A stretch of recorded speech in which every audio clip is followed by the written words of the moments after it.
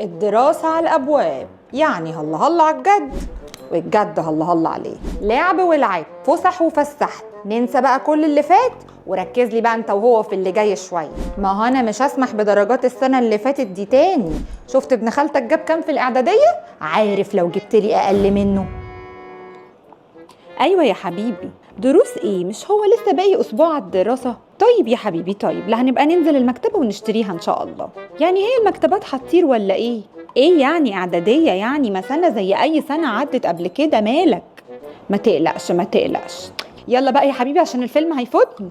سلام. داخلين على سنة دراسية جديدة، ولادنا من حقهم نهيئ لهم جو من الفرحة والحماسة والبهجة، ناخدهم وننزل معاهم نشتري لهم أدواتهم ويختاروها بنفسهم، نعلمهم ازاي يحضروا شنطتهم وجدولهم، ونتفق معاهم إننا نحط هدف قدامنا السنة دي إنها تكون سنة مختلفة. نقعد ونتفق